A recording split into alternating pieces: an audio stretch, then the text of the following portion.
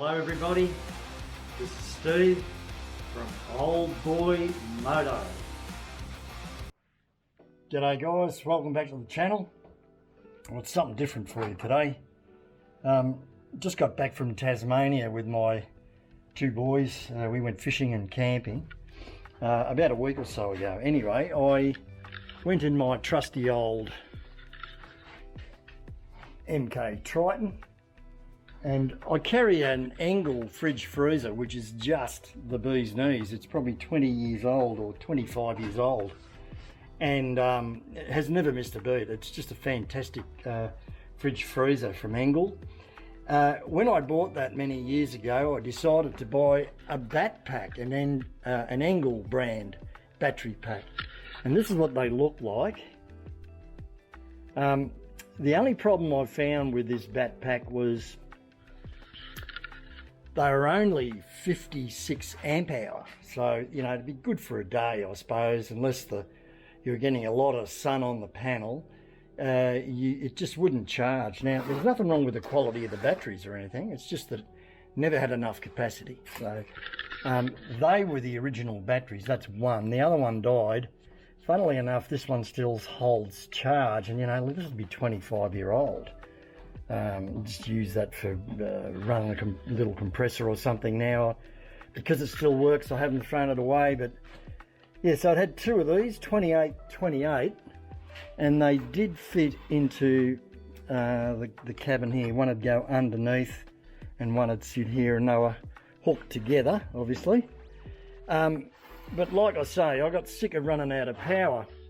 So what I did is I converted it, and I went to this 105 amp hour battery, and that served me pretty well. You know, that's been in there for probably 5 or 6 years, and I guess if I had kept it on a proper smart charger or something, I might have got a better run out of it. But it's at the end of its life. It's only holding 10 volts, and I do have a U-Butte smart charger here, which is an excellent charger made by C-Tech, and it's got a recon mode as well, which reconditions the battery. And I was having all sorts of trouble with this one because it was reading so low. The smart chargers won't actually recognize that you're hooked up to a battery. That's pretty, you know, it's not very good when they're calling them smart chargers.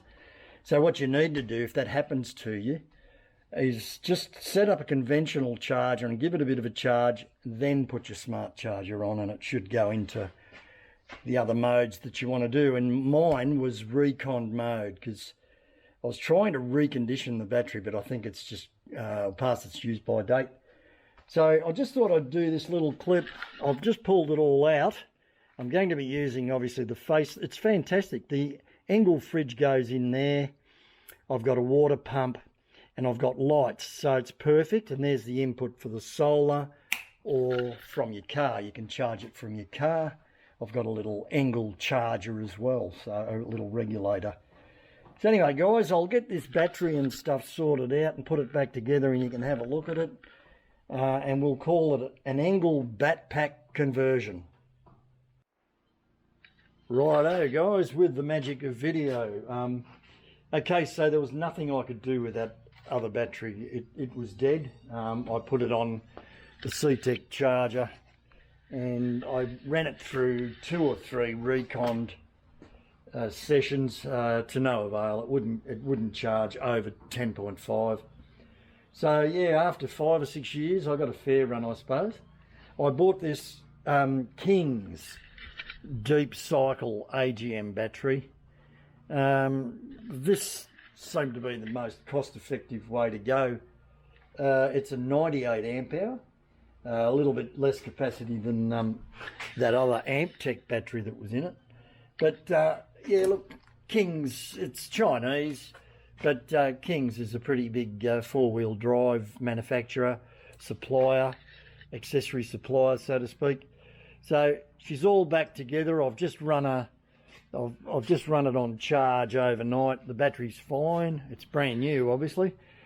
With the Kings, I got a 12-month warranty on this one. So I don't know. We'll give it a go.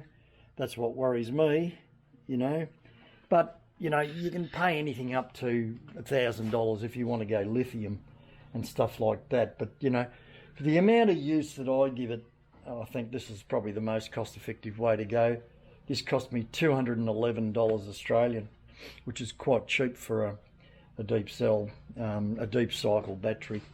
Anyway, guys, if you have got one of these Batt pack thingy bobbies and it's a bit worn out, this is what you can do with it. All right, it sticks out of the box a little bit, but that's fine. I've padded it all, and it's on a rubber mat so it doesn't slide out. I've strapped it in. It won't slide out of the box. So we'll give this a crack and see how we go. Right, here we are, guys, through the magic of video. Pardon me. We've reassembled the whole thing, so that's the Batt pack assembled, and that's, you know, how it sticks out the back of the battery, but that's no issue, as I'll show you. It fits in the ute really well. That's all protected, that part of it.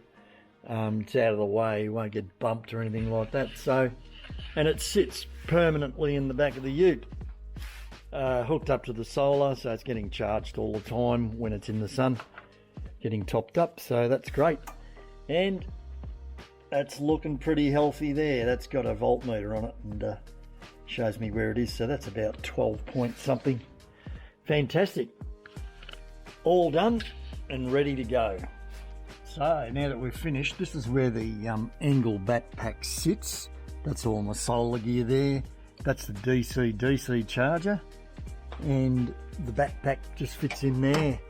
As you can see, there's a little pad, rubber pad there, so the back of the battery's not going to hit anything.